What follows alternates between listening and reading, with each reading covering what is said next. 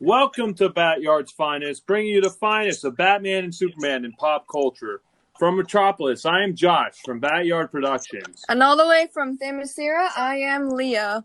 Today we have with us a professional amateurist, mold maker, paleo artist, and a fantasy sculptor. Here with us today is Mike Farm. Mike, would you like to introduce yourself? Oh, do I really have to? Yeah. Yeah, no problem at all. Yes, so as you all just heard, my name is Michael Thame. I'm 30-odd years old. I'm not going to give you my exact age. I live in the lovely area of Lancashire in the UK, and I'm associated with the Harryhausen Foundation, among with many other bits and pieces that I'll probably get into through our chat. Well, it is a pleasure to meet you, finally meet you. So let's jump right into it. How has Ray Harryhausen influenced your work? Oh, now you want to go all the way back to when I was probably about 3 or 4 years old. Absolutely, we're going back. Yeah, all the way back there. And it's familiar that I actually remember half this, to be honest with you as well. So my parents dropped me off at my grandparents', and they didn't have much time for me at that point in my age.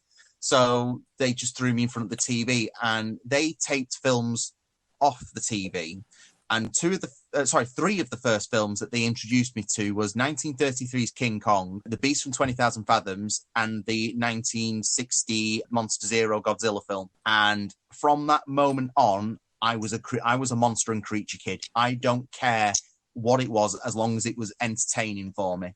And it wasn't until I got into college, after watching all these films, like 1 Million Years BC, the Sinbad movies, Clash of the Titans, Jason the Argonauts, all those films, I made a wire and latex dragon. And my tutor came up to me and said, "Have you ever heard of a guy called Ray Harryhausen?" And it's one of those names that you recognize it at the back of your head, but don't quite know why. So being inquisitive, I investigated the name, and literally my entire childhood just popped up on the internet. Every single film that I watched, whether it be the once or multiple times over, whether it be a seasonal favourite or just something I'd like to just bang on whenever, if I knew I had the recording from one of the channels on TV. And yeah, it was just there and then that I knew that I wanted to do stop motion creature effects. It wasn't until 2004 that I actually didn't realise that Ray was still with us. So after that point, it was literally a case of every convention that I could get to see him at in the UK, I was there prodding and probing for questions, what about this, Ray? What about this? And he was so lovely with his time. He was always very kind of like warm and gentle, and was always very inquisitive about the stuff that you would show him. And then it wasn't until 2012 when the relationship that we had between sort of like, random person coming up to the conventions and speaking to your idol then became a unofficial mentorship. And for 1 year of that time, I was so lucky to be mentored by him. And when he passed away, it was a real kick in the teeth, but I still carry his legacy within me and want to give that and show that to the rest of the world, really. So how was it like when you first were introduced to Ray Harryhausen? Did you have like the butterflies in your stomach, or was it like kind of came off naturally? Oh God, no. It was the first time I met him. I remember I had sweaty palms. I could barely get my words out straight. And even just kind of like showing him some of my drawings, it was like, oh my God, what's he going to say? He's going to tell me these are terrible, aren't they? It's going to be the whole Willis O'Brien situation all over again. And the first time round, it was very difficult, but he was very understanding of, you're meeting someone that you idolize a lot. And then the second, third, fourth time I met him, it just got easier and easier. And eventually it felt more like I was seeing a long-time friend, as opposed to someone that I've just, I idolized to the point where it's, you put them on a pedestal and you expect them to be almost godlike. But when it came around to the mentorship, in 2012, I went to his home. And as soon as I walked through the door, his first words were, "Oh, it's you." So the fact that he recognized me after so many years was really flattering. But yeah, just sitting down in his living room, just being able to talk to him and just explain things to him and have him comment about my work and the things that I was showing him and such. And to know that it was almost like the equivalent of you were talking to a grandparent that understood what you loved and what you wanted to do and encouraged you to do it, if that makes sense. Yeah, he definitely seems like a very approachable person and very humble. Yes, he really was. There was times where, you could tell that he was either getting a bit tired and he just wanted to be left alone. But majority of the time, he was, if he could make the time for his fans, he certainly did. I miss him greatly, and the fact that I can't just pick up the phone now and just hear his voice one more time is a real gut wrenching feeling. Unfortunately, even after over 10 years now since I think he's passed. Was it 10 years? No, 8 years. So with your mentorship, do you have any like career highlights? Like being under the wing of Harryhausen, like how was that? Can you shed a little more light on that? No, unfortunately not. I mean, when I was being mentored by him, it was over the phone for a start. It wasn't like a one-to-one thing because he lived in London and I live in Lancashire. And at the time that I met him, I was jobless. I had no funds or anything a penny to my name or anything. So I was literally having to call him up every couple of months just to talk to him about the progress of my career, of the craft and everything I was working on. And we would discuss things like over a couple hours each time. So I always classed it as a true mentorship as opposed to just writing a fan letter and getting a response back. But unfortunately at the time, as I say, because I was jobless and penniless, I was going to what we have in the UK known as the job centre, which, if you're unemployed, that's where you go to try and find work. And when you go over there to explain that you're wanting to do something in your field of expertise, their attitude is, well, we need to fill a pigeonhole in a retail shop for a brain-dead checkout person, and you're going to be that person. Unfortunately, I fell in through those cracks and was taken up by the system. And when Ray passed away, I was unfortunately coming back from an 8-hour shift on a 2-hour bus ride from my job. And yeah, I just decided there and then I wanted to go down the creative path. I didn't want to fall into this category of retail work again because it's taken the biggest opportunity away from me. And the fact that people as their attitude was, well, animation isn't a career, it's a hobby, and therefore you need to get a career in something that pays, it was insulting to me. It really was. But in terms of the mentorship that I did get from Ray, yeah, it was like we spoke about all sorts. We spoke about the stuff that he worked on, the things that he pioneered without realizing how big they would become today. Some of the things that he would go through in this filming process, that comes to the armature builds, where he would think about his character puppets and the way you portray personality through those puppets. So yeah, we spoke about a lot of things, and I wish he could have seen some of the stuff that I'm working on now. I think he would have been absolutely thrilled to have seen what I'm working on at the moment. But it is what it is, and I'd rather that the projects that I work on be seen by his fans and perceived in the same light that he would have accepted them, rather than I'm just making films for the sake of it and pushing something out that people may or may not like. So you mentioned that you were part of the foundation. Now that was a recent endeavor for you. How did that happen? How did you fall into that? How were you so lucky to fall into that path? I would absolutely like to know that answers to the question myself, actually, because it was never spoken about. It was never discussed. All I did was just keep offering my services to the foundation. So whenever there was an event coming up, I would say, if you need a photographer, just let me know. I'll come down and take some photographs of the event. If I was at an event and there was a person that would come over to the trustees and was asking about animation terms that they couldn't answer, normally I was the one that would step in and be like, right, okay, young one, well, what you need to do is you need to learn how to do this, this, and this. And I don't know whether it's the enthusiasm that got me the ambassadorship. I don't know if it's the fact that I was just in one of those lucky people that I've had so many interactions with Ray that they felt that it was a title that could be bestowed upon me. I have honestly no idea at all. But when, I can't remember what exhibition it was now, it might have been the screening for The Golden Voyage of Sinbad, when John Walsh stood on the stage and said, I'd like to introduce you to our ambassadors, Angus Lamont and Michael Thame. My mouth just hit the floor. I was not expecting that at all. That's really fantastic, and especially because it just fell into your lap, that must have been such an honor for you. Now, do you have any current responsibilities, or do you go about the same thing? Well, I mean, with the current situation, I'm sure it's hard to go into conventions. Yeah. I mean, if it wasn't for COVID now, I would still be going to exhibitions and events or screenings, whichever was available. I'd be offering my own services anyway for helping to do photography and talk to people about questions and such. But there was whispers once upon a time, and I don't know if this is something that the foundation would still like to do. And I hope it would actually happen personally. Something I think that would be beneficial to happen is they were looking at doing something showcasing future animators, so that would probably include himself and Angus as well, to showcase their work and how Ray's career has inspired our own work, and showcasing that, you know, although Ray's now gone, his work and inspiration lives on through us just as much as when Willis O'Brien passed away, his work and inspiration lived on through Ray and so forth. So, and to quote his own phrase, it's continuing the snowball. So I would hope that we'd get to see something like that. Now, I don't know if the foundation have any plans with that with COVID, and I certainly don't know if the fan base would have any sort of power to say, you know, this would be something we would like to see, which might steer them towards doing something like that. But yeah, that's where it stands at the moment, I think. Well, that's excellent that you are one of the lucky few to have that experience. And, you know, as you said, you would love to work with other animators and showcase their work. We have had Angus on here quite a few times. I think he might be one of our most frequent and enjoyable guests to have on here. Now let's talk about your process. So you said you started sculpting, you know, when you were young, but what does your design and sculpting process look like?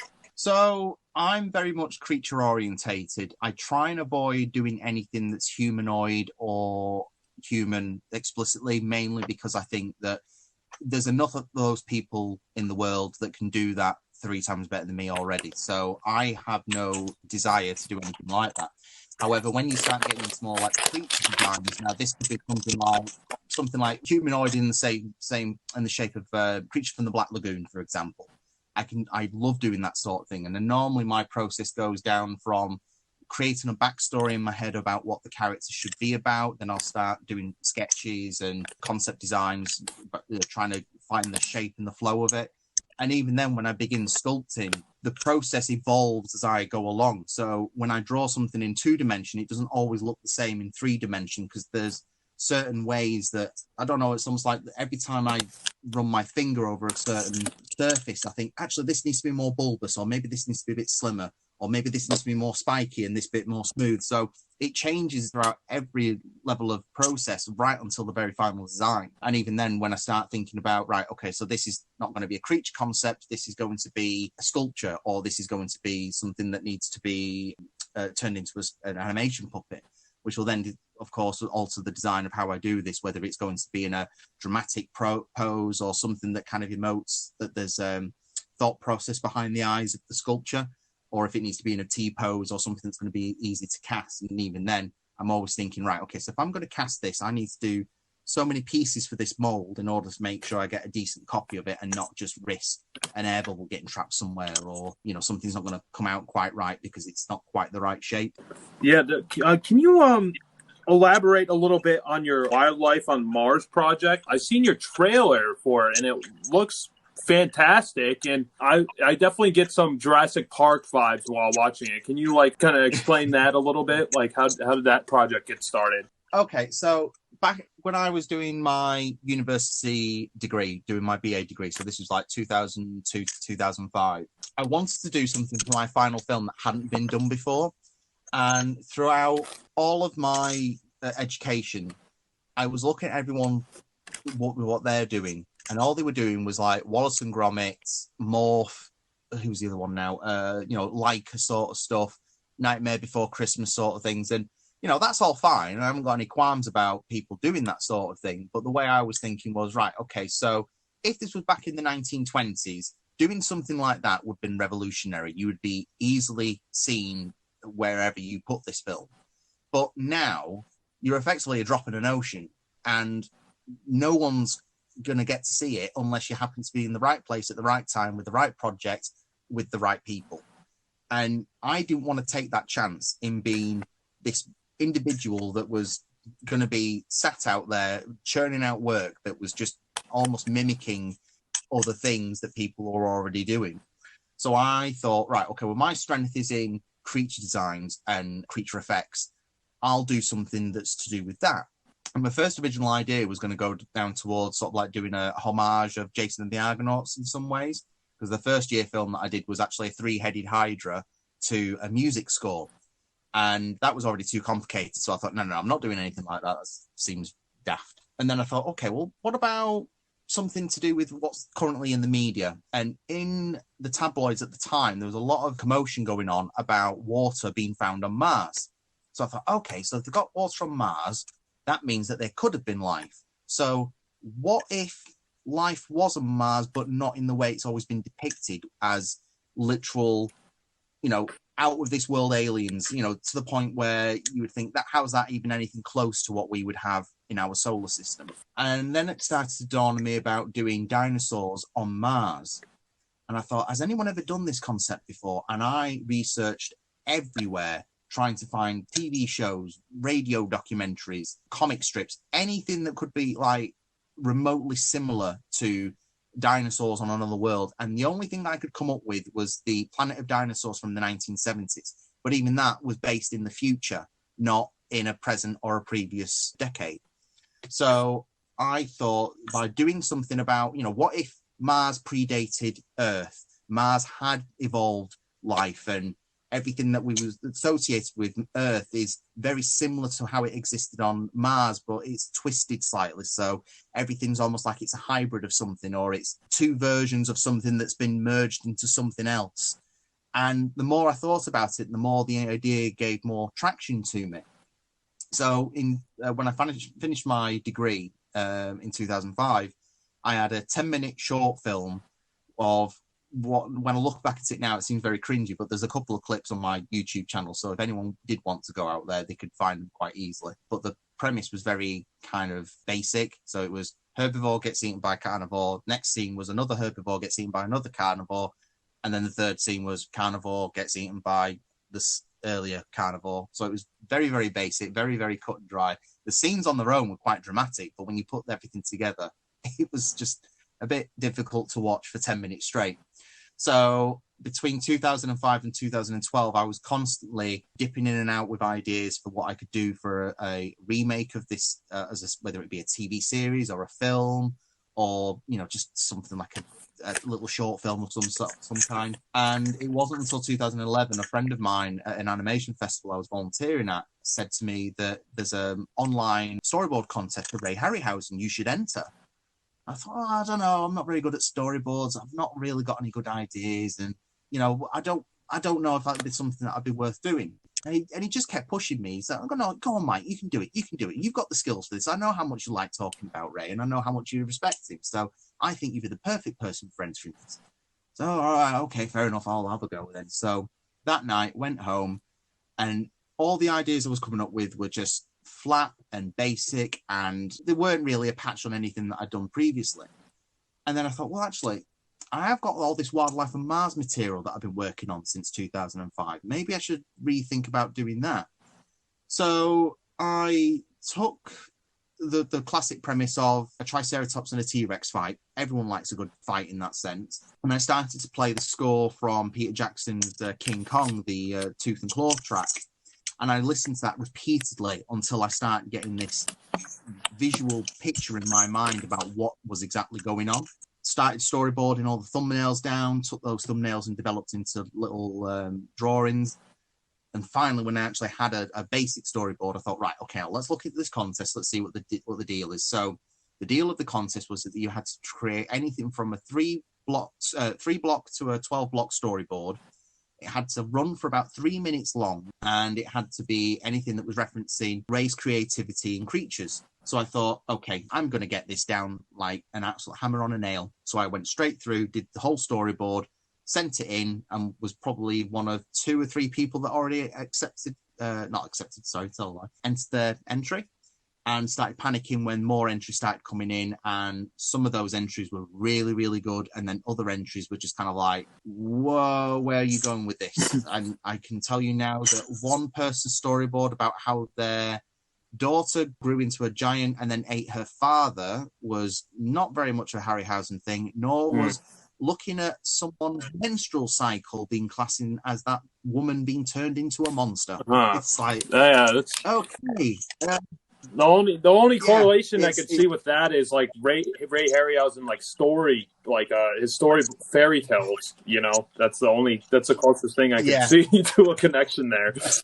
Yeah, exactly. It was like, okay, so you've taken one word out of that brief and you haven't followed the rest of it at all, have you? So yeah, it was a very strange one. But yeah, so the amount of entries that came in, there were some very, very good ones, and some that were just pretty much like, okay, well, we're going to take Ray's puppet designs and we're going to recreate them so that that Toy's life on a shelf, or it's the Hydra versus the Cyclops. And I'm not saying that that's not a bad thing to have done, but in terms of what the brief was asking for, I don't think it was really showing any creativity or imagination. You were basically just rinse and repeating something that had already been made. And I know that sounds a bit snobbish, but that's my take on whenever you get briefs like this anyway. So yeah, so the deadline came and went, and I got a phone call in February the following year saying that I had won the contest. Wow. And that I literally came first place. Wow. That's awesome.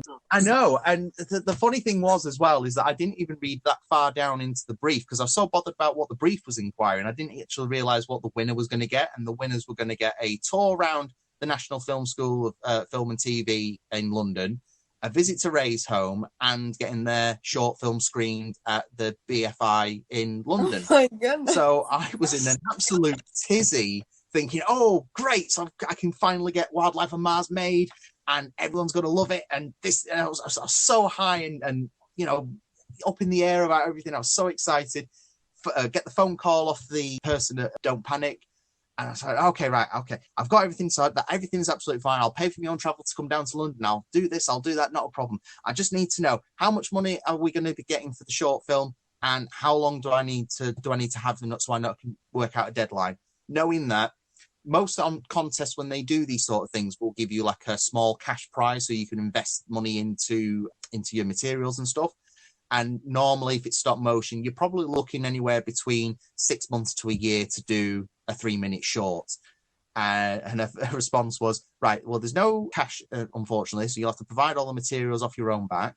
And you have until, what was it now? They told me in February, I had until March to get it done. March that year. Not March. Completely impossible. Not March, like 6 years' time. Exactly. And it was like, you do realise we have to make all the puppets, all the sets, animate this, edit it, add the Foley, everything.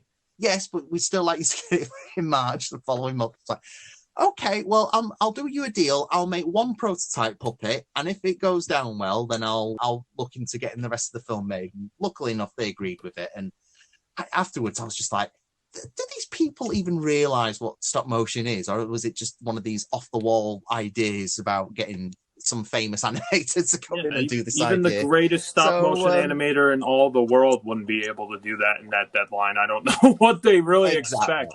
I mean, you can get, if you're really good at what you're doing and you know what sort of thick story you want to tell, you probably could get it done in a month, but you're talking about very basic puppets, very basic sets. Editing's going to be choppy as anything, and your Foley work, if you really wanted to do Foley, is probably going to be something that you'd rip off the internet, and it's just not going to really gel with anything. You know, if you're a school child wanting to do animation, that's the sort of route you would do. But if you wanted to portray yourself as like a professional artist that knows exactly what they're doing and wants to come off as knowing what they're doing, then a month is not going to show anything really. So yeah. So yeah, I made the prototype puppet, which I still have in my possession today, actually, which is currently sat above my head, looking very decayed, unfortunately. And took that down to London with me, took it to show Ray, and he absolutely loved it. He took it out of my hands. He played with it. He was moving it all over the place. He was asking me questions about it. He was making comments about it. Unfortunately, he never told me that my legs look like sausages, unfortunately, and that was the one line I was really hoping that he would have done. And for those of you who are thinking why that might, if you know your history with Ray, when he took his Stegosaurus to show Willis O'Brien, Willis said, you need to go back and learn anatomy because your legs look like sausages. And that's what I wanted. Which puppet was that exactly that you're showing Ray Harryhausen? Was it the frog-like creature? Or was it the snake-like creature? Which one was it? So the ones that you're probably looking at, they're from my original 2005 one, yeah? Yes, it was version 1 and version 2. That's what I found on YouTube. Yes, that's right. Okay. So version 2, I think it is. It's the snake versus the T-Rex creature. So it was a redesign of that T-Rex creature. So that one was originally foam latex puppet with a wire armature inside, and was probably only about, I'd say about 12 inches. Is it 12 inches? Hang on, where's the tape? 6 inches tall. Tell a lie. 6 inches tall. And I wasn't quite happy with how that animated in the environment that I had. So I thought, well, if I do a bigger puppet and base it off some measurements that I'll acquire from online, then maybe I can get more of a performance out of it. Because the way it works with stop motion is the smaller your puppet is, the more finesse you can't get into it. So, for example, if you wanted to make a creature snarl, if you have a massive puppet, say something that's more like 18 inches, you can really get a nice, mean snarl in there. But the moment you start shrinking that puppet down, suddenly all that space that you had to make that slight wiggle means that you either have to have a really light touch on that lip to make the snarl, or it's not going to make a good convincing snarl. It's just going to look like the limb is just effectively having a bit of a tantrum on screen. And if you want to do this properly, then you want to make it feel as authentic as possible and not something that just looks a bit silly. So yeah, so I took the redesigned version of this, which the original was green with a red crest with a yellow underbelly. Now, I really like the red crest idea because I thought, if it's on Mars, then this red crest is almost like a symbol for Mars's iron oxide that spreads the whole planet's surface. So I kept that, but I decided to change the whole color scheme to a blue striped with a pink underbelly. And the design actually looks quite nice. But this time round, I was going to be doing it as the classic build-up process. And for those who aren't in the know for the build-up process, that is the process that, I forget the full name of the model maker, and I'm really sorry about this, guys. Marcel Delgado, I think it was. He did the original King Kong, the Mighty Joe Young, the Dinosaurs movie from the 60s. All of his puppets are more or less build-up puppets. So they have a upholstery foam muscle structure over the armature, which has then been covered in a latex skin.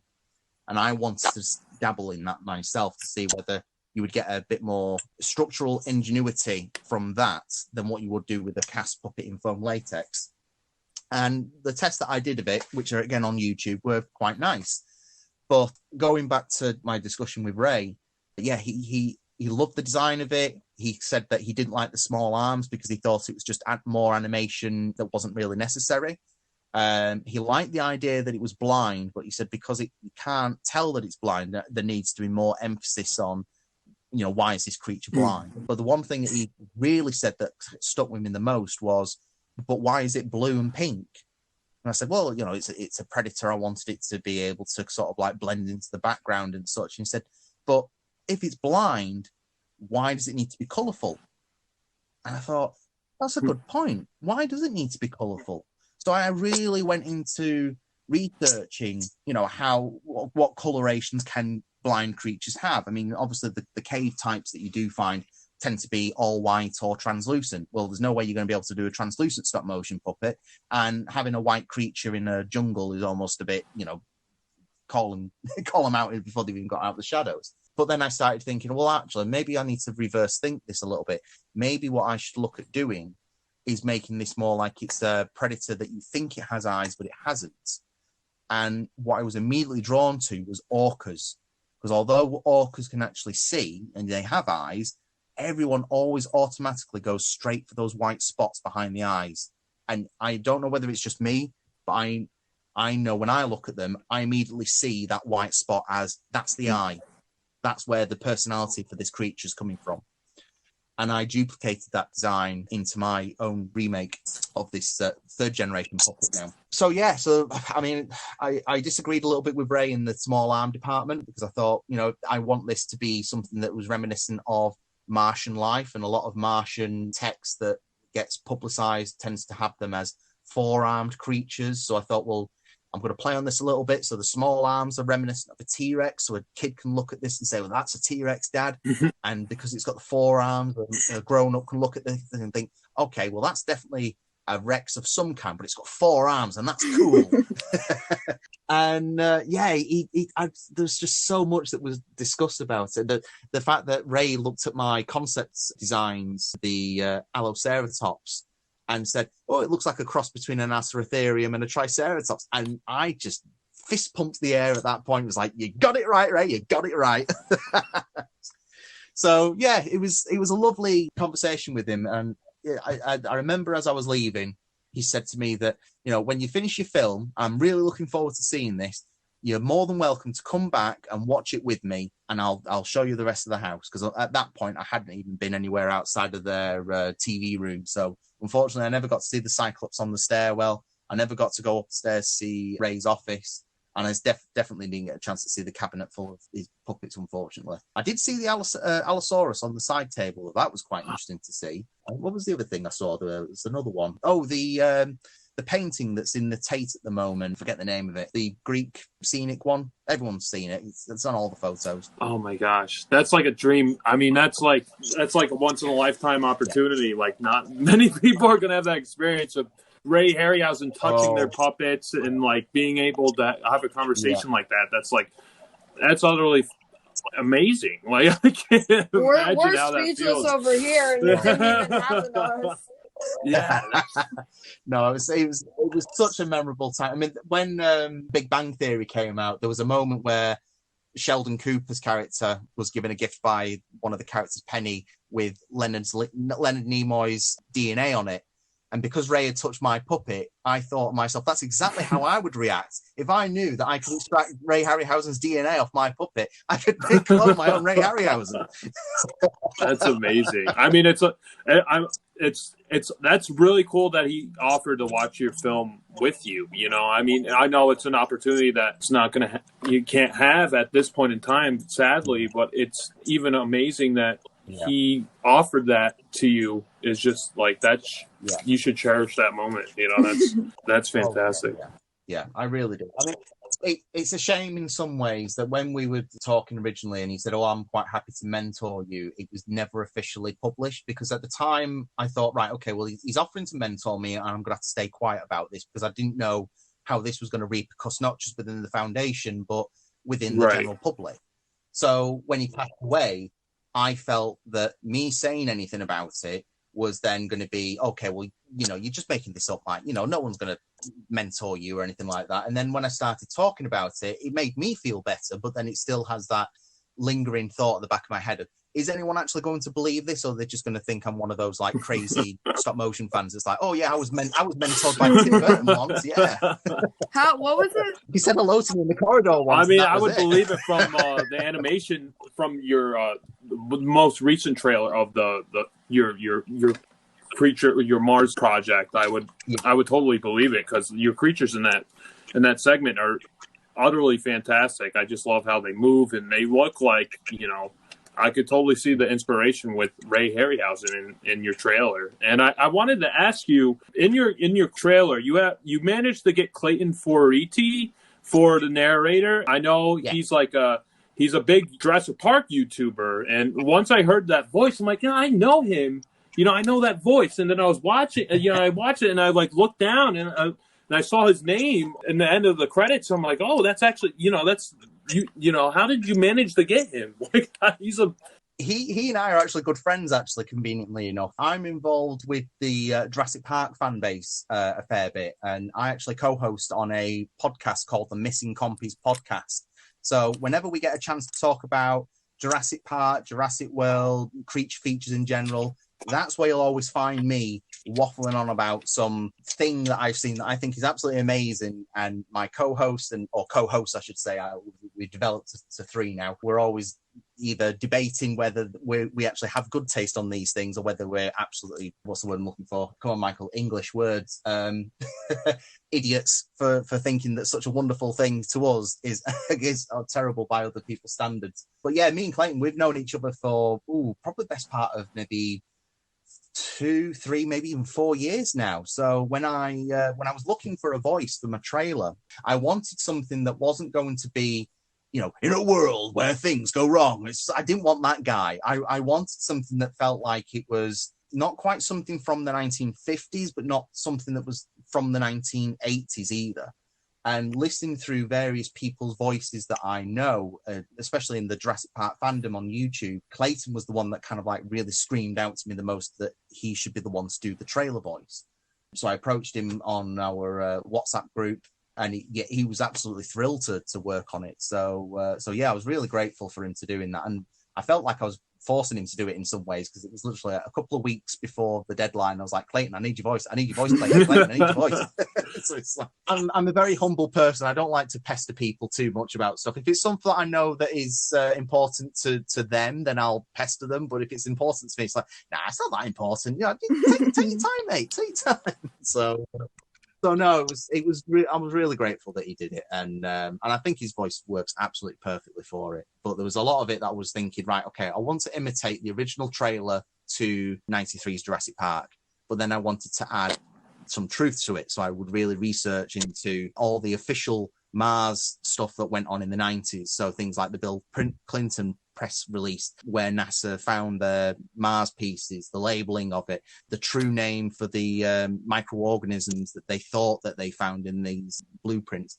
So there was a lot of research that went into it that made me actually think, okay, so there's a little bit more to this.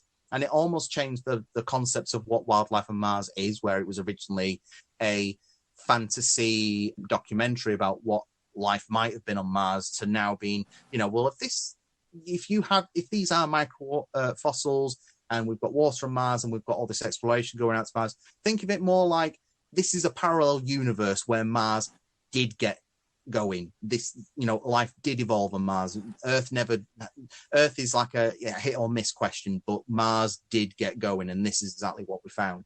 And that sort of side of things always fascinates me anyway, in whether it's every decision that you make, the choice you make works here, but then in another reality that choice ended up different.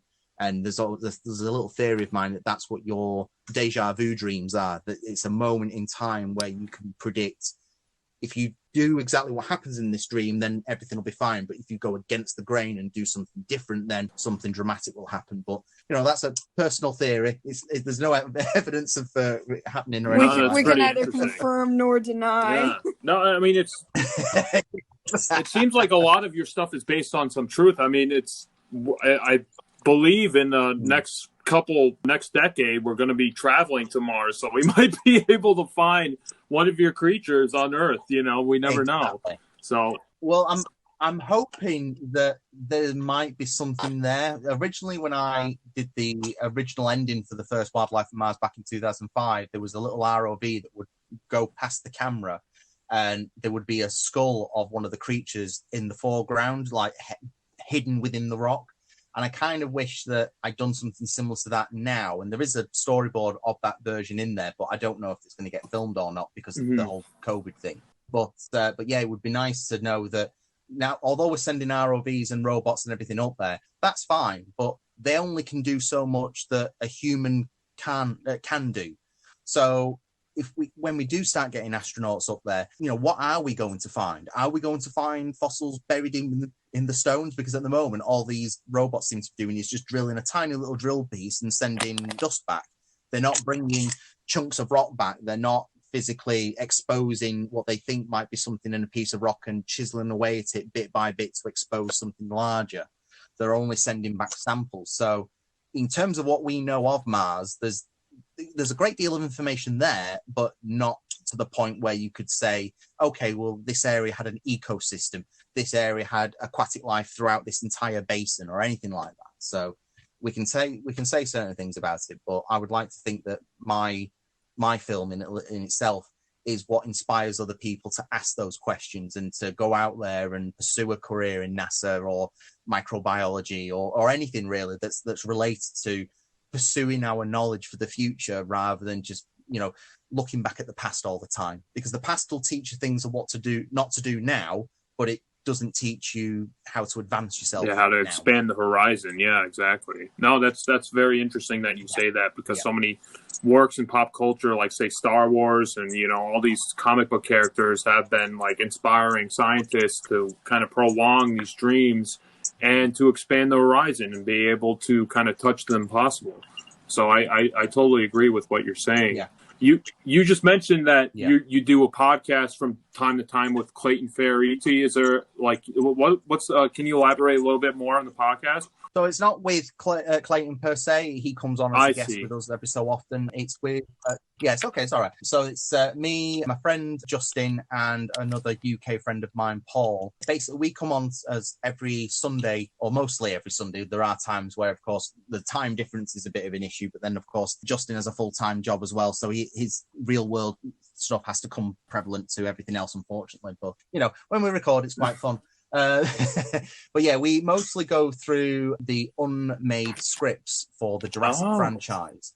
So we'll read through chapters, we'll elaborate on things, we'll discuss various things about, you know, would you have liked to have seen this being filmed, or, you know, do you think this could have been something that was inspired by later stuff for the films? I especially like the original Jurassic Park scripts personally, because I get to then say, well, actually, there wasn't any CG at this point in the script, so could this have actually been done in stop motion? Yes, I can. so yeah, it's a good little podcast, I think. We don't take ourselves seriously. We don't discuss or kind of lean towards a yay or a nay on most things. I know there can be a lot of fandom toxicity in some franchises, but we try to be as neutral as possible, especially if it's stuff where, you know, Justin will dislike something and I will dislike something, but we mutually respect each other when it's like, okay, you disagree with me and that's fine. And there's nothing wrong with that, as long as we're not going out saying, right, well, you're wrong and I'm right and everyone else is wrong as well. So, God, you. Yeah, it's yes. I can't remember if there's a swear in here, but yeah, okay. This is an adult show. Yeah, so we swear on this show all the time. Don't worry. Okay then. I just need to get this out there then. Fuck. There we go.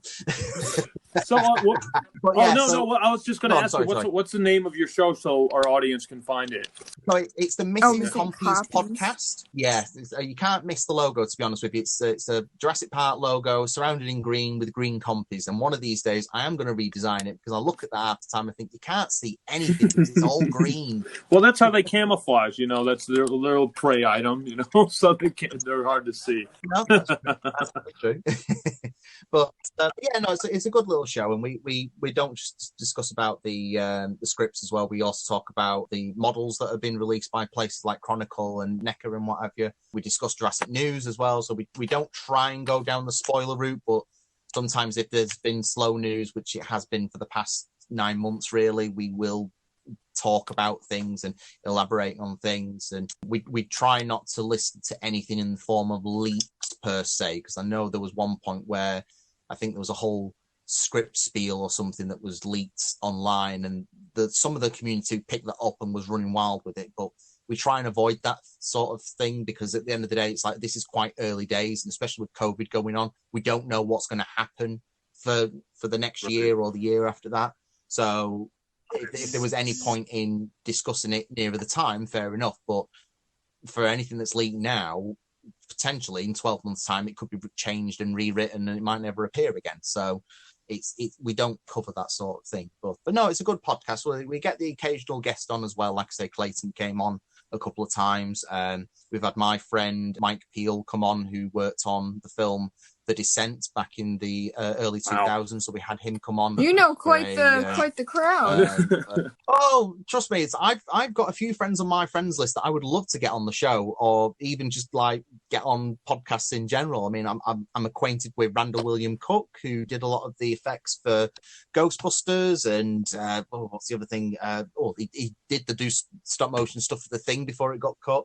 He also works on the Lord of the Rings. Oh my gosh, that's fantastic! We're sitting here like with our jaws on the floor.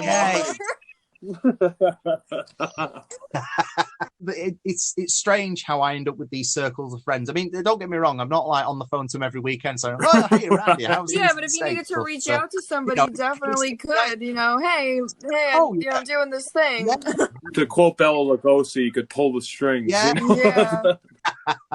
Well, I have a running theory for my lifetime, to be honest with you, and I'm probably going to get some eyebrows raised. Bring it on. I'm going to run with it.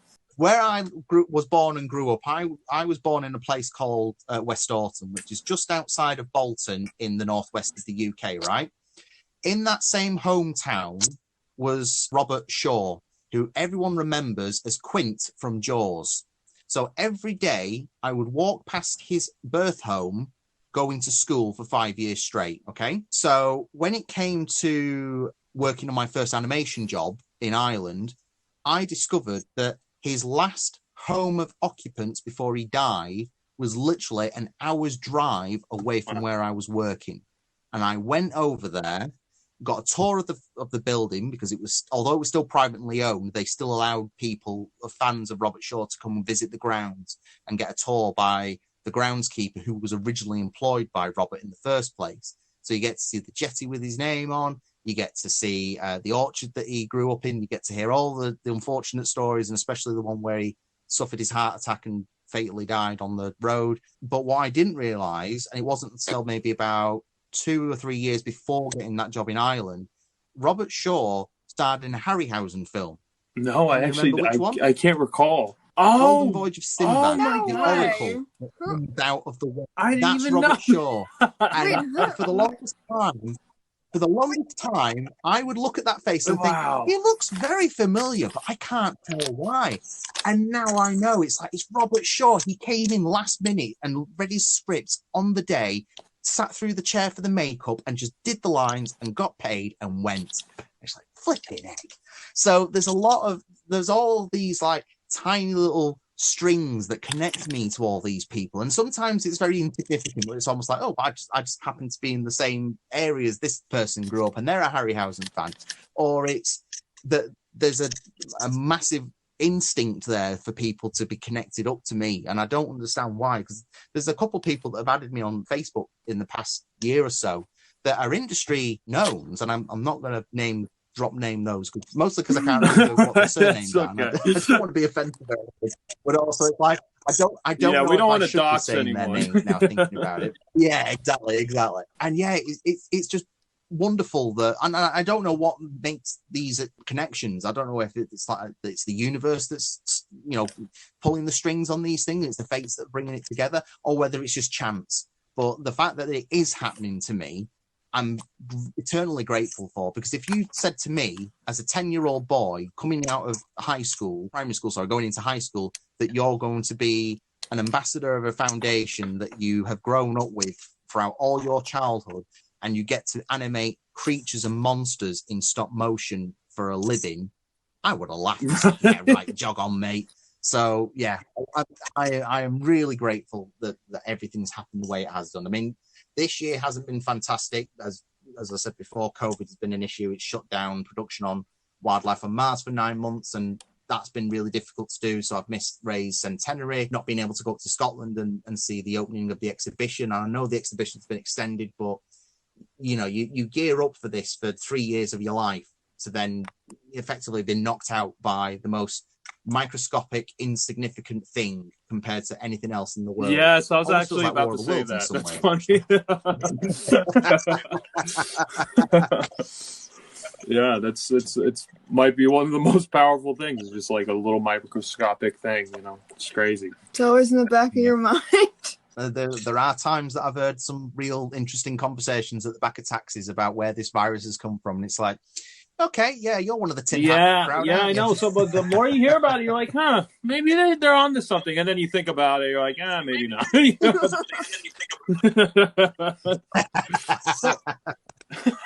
true. So, how I was first introduced to your page is when I saw your Valley of Gwangi drawing, where the dinosaur was eating the creator. I wanted to get more insight on that drawing because I thought it was awesome. Look how the animator's arms was sticking out of Gwangi himself, and I was just wondering what was your thought process for that drawing? Were you thinking of him eating Ray Harryhausen or what? Oh no. So the idea is that I wanted to do some, while I was in lockdown, I thought, right, I need to be doing something. I can't just be sitting here twiddling my thumbs, either waiting for work to come by or a call from the university to say I could go back and finish the film off, or, just waiting for an opportunity to come by. So I thought, right, well, I'll have a look into this Twitch thing again, because I tried looking into it probably about maybe 3 or 4 years ago, and there wasn't really anything creatively done on there. And the way I looked into it this time round is that there was more of a presence of creatives on there now. So you have more. Originally, for those who aren't familiar, Twitch was originally done for gamers. So it was like somewhere that you could go and watch a Twitch stream of someone playing Call of Duty or Minecraft or something like that. And this time around when I went, there's more of a community now for creative. So you get people that are blacksmiths on there. You'll get people that are crocheters, people that like to paint, people that like to draw, people that like to do digital art, people that like to sculpt. So the community there has grown quite significantly since the last time I looked. But I wasn't confident enough to go onto Twitch knowing that there wasn't going to be a community there for someone like myself. But I thought, okay, well, there's stuff on YouTube, so I'll go onto YouTube. But I didn't want to just go on there and cut off as I had done originally. So I thought, I'll do some cue cards. So you'll have one saying, be right back, one for standing by for transmission, or thank you for watching. And I thought what I wanted to do was do things that were inspired by Ray's work. So for the technical difficulties, it was going to be me crushed by Talos's foot. For Gone to Lunch, it was going to be Guanji eating me doing model making work, because I very regularly work straight through lunch and don't realize I'm hungry until like 9 o'clock at night. Until your project's basically devouring you at that point. Exactly. Or be right back. It was going to be the EMA with a cup of coffee with a UFO in the front. And okay, so if I can make these, I can do a bit of a stream with those and then chop a video together and just stick it out there quickly. But I prefer to do things by hand with a pen and pencil first, and then colorize it digitally in Photoshop. I find that I have a lot more creative control over the colorization of something than I do in the real world. And I think that's down to when I was a kid. If I colored something in and I didn't like it, I couldn't just remove the color and start again. Once I committed to it, I had to go through the whole thing until I finished it. Whereas at least with Photoshop, it's like, if you don't like the color, you can lighten it, you can darken it, you can remove it, you can put on something else. Hell, if you really wanted to, you could put on 3 or 6 different colors until you got the color you actually wanted. So for me, it works better to do it that way. And the streaming of the Guanji picture, I think it was over 2 or 3 days, it might be 3 or 4 days actually, as a whole. And the little clip video I sprung together, it didn't quite come out as well as I hoped it would have done. But the whole drawing was actually inspired from an illustration in the Making of Jurassic Park book.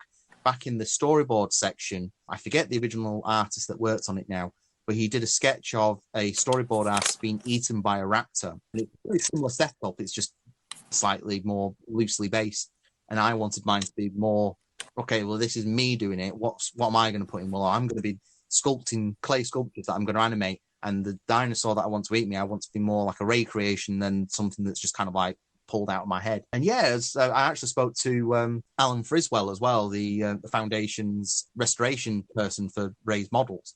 And I asked him, what was Guanji's original colours? Because I know in the film that they're tainted because the Kodak film was botched up somehow, that it came out looking more purple or blue or whatever colour it is on any particular scene. But the original puppet that I had in my Art of Harryhausen book was grey with different coloured spots. But because he'd restored the Guanji puppet, he would have had first-hand knowledge on what the actual colour looked like. And he went down into everything in terms of that there's stripes in the colour design, the type of eyeball and the coloration of the eyeball, because that's something I never even considered at all. And it came out quite nice, I thought. It's almost watercolour-esque, especially with the pencil scribbles that give it sort of like a grainy look to it as well. So I'm quite happy with it. And it's actually, in some ways, like an advancement on my previous design that I did for the Foundation logo back in 2006, that I also conveniently came first place for. That was a hand-drawn image and then colorized in Photoshop to really make those colors pop. Yeah, no, that's pretty cool. Like, I like I like the technicalities, like you have, going out to, well, I never would have thought that would have been like a back from lunch, segment or something. I think that's pretty cool. I wanted to ask you, going back to Jurassic Park, what do you wish you got to see the version of Phil Tippett's stop motion Jurassic Park, or like a different alternative universe? Like, what are your thoughts on the original stop motion segments of Jurassic Park? So I personally would have loved to have seen a stop motion Jurassic Park, and I'm not sure people quite realize that the stuff that you see online, that's the stop motion animatics, the final product that you would get in the film. there's a lot of people that seem to have the misconception that when you see the T-Rex walking on the spot for the motion test, or the raptors in the kitchen, or the T-Rex attack scene on the Ford Explorers, that's exactly what you would have seen in the film. Oh yeah, that looks terrible. It's so much better than they did it CG. No, those are animatics. Those are effectively test pieces that you would do before you make the final animation. If you compare something like Dragon Slayer or Willow, the stop motion effects that Phil Tippett did for those, to those animatics, you can see how much of a lower quality that those animatics are for Jurassic Park compared to the film stuff scenes that you got in Willow and Dragon Slayer. So to me, that's not even the finished product, but considering it's not the finished product, it got me hyped for seeing those in stop motion anyway. The one thing that I do kind of wish that had been around at the time but wasn't available until recently is that there's a piece of footage that's knocking around online somewhere, and I forget who the person was that made the amendments to it. I'm pretty sure I know the person, but I can't recall his name off the top of my head. He went into the files for the T-Rex motion walk, and he added jiggle effects to the stop motion puppet. So he made the throat waddle. Every time the foot came down, there was like a ripple that went through the body. The muscles would sway in certain ways that the puppet didn't originally. And to me, that actually looked better than the stop motion puppet test on its own. So if they had that technology available back in '93, I actually would have liked to have seen that being used rather than just the straightforward Go Motion. Because Go Motion's great, don't get me wrong, and it's very technically difficult to pull off if you haven't got the right equipment.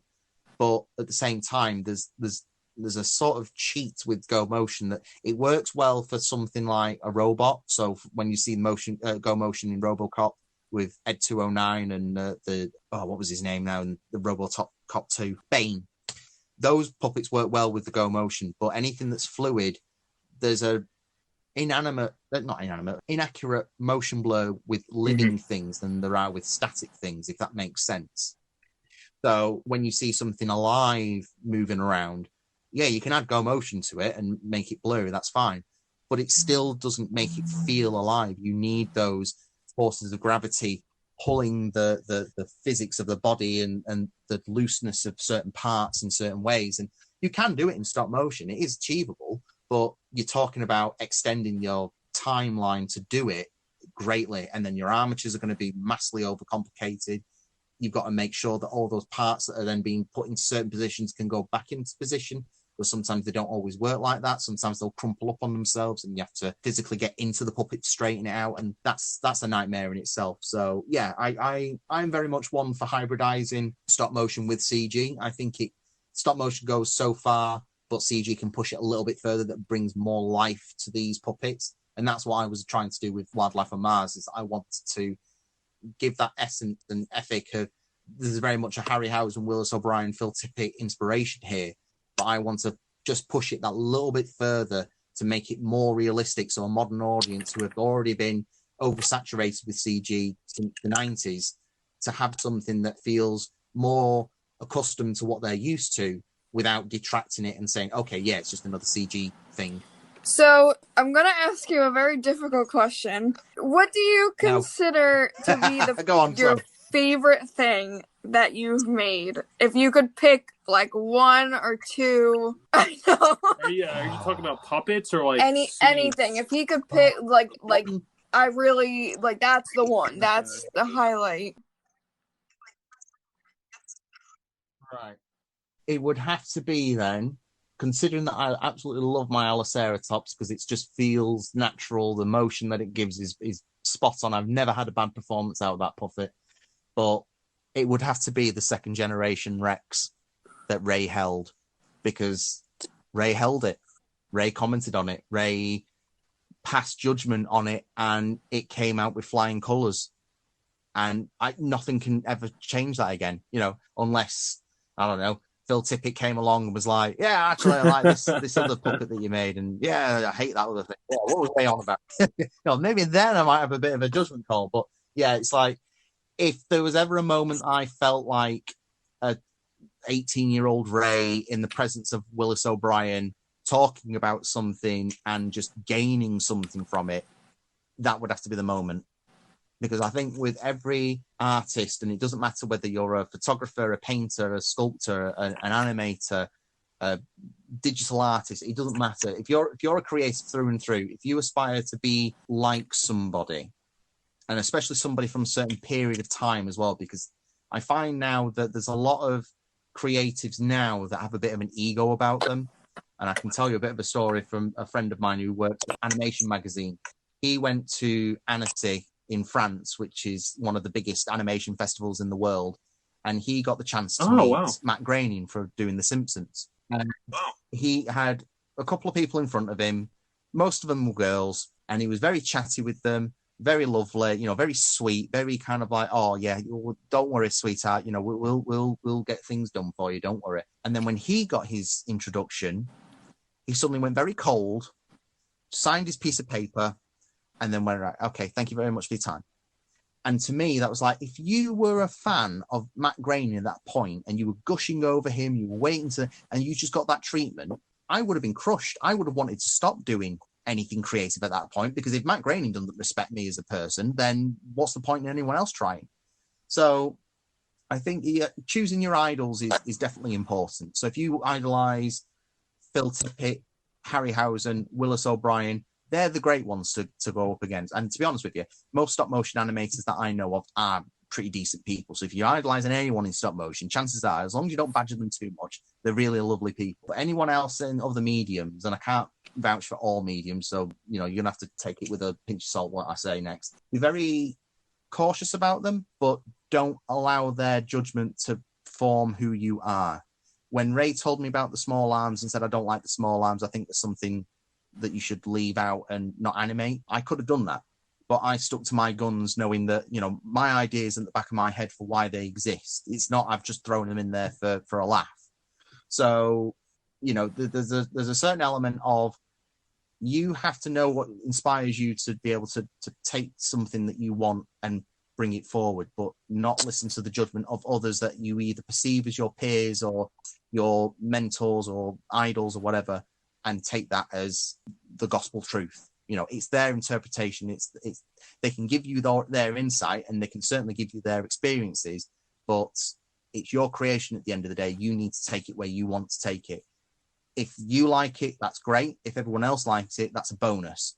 But don't think that just because someone else doesn't like it doesn't mean that there are other people out there. Well, I think that's the best way. I think that's a perfect end to the podcast. Is on that note. Yeah, I 100% agree with you. If you're inspiring artists out there, don't, you know, take criticism with a grain of salt. And you know, some people are gonna be more vocal about things that they don't like, and a lot of people who like your stuff are kind of a little less vocal. So you kind of have to pick through pick through the sand and try to find those people that actually inspire you and help you out. So it's definitely that's definitely words to live by for sure. And like I say, just not pestering people as well. I've known people that pester Peter Lord for a lot of stuff, and it's like, come on guys, he's one person. He's at a certain age now. He's not exactly like he was back in the 70s where he was churning out stuff for BBC TV and all the rest of it. So yeah, give people they're space. People Don't after pester all. them too much. Yeah, they're people. If you treat them how you would like to be treated yourself, if you don't want people badgering you every 5 minutes, you know, over a cup of coffee, over your lunch, and then going to a seminar and talking for 3 hours straight on certain things, and then pestering you more for 3 hours after that, then they're probably not going to want to do that either. The golden rule that we all learn so early in life: treat others the way you want to be treated. Yeah, it's a lot easier for people to hide behind their computers and kind of banter back and forth. But there's a lot of good people out there too, and especially, you know, it like without social media, we wouldn't have been able to connect and do this. So there's definitely, you know, it's a lot of benefits with communicating and talking to other artists. It's just finding the right people, like you said. And if you wanna, we will definitely put the link to your social media. Got me on Instagram, so that should be. Just check myself. Actually, it's been a while since I've used Instagram. I think it's Michael.Thame. Yeah, Michael Thame or Mike Thame if it goes by the Instagram handle. I forget what it is now. But yeah, either way, type in Thame. I'm sure you'll find me one way or another. Twitter, which is at Mike Thame. Anywhere else? You could throw my YouTube in there if you want to. I've not got my Twitch set up yet properly, so that'll be another thing to add future late. So we just have a short little outro we like to do. We try to incorporate each guest into the outro. If you don't mind just being a part of it, we try to have each guest say becoming super friends one episode at a time at the end of the episode. If that's okay with you. Becoming super friends one episode. Yes. At a time. No problem. No, that's okay. We had a lot. Memory like there's a lot of people like do struggle with this, so it's definitely interesting. This is Leah, all the way from Thame. This is Josh, sending you off up and away until next BatYard's finest episode. Becoming super friends. Episode. Well, thank you, Michael, for coming on. This was an absolute pleasure. We definitely would love to have you back on the show. I think we could be talking for hours on end. It's been a pleasure speaking to you guys, and again, thank you very much for having me on.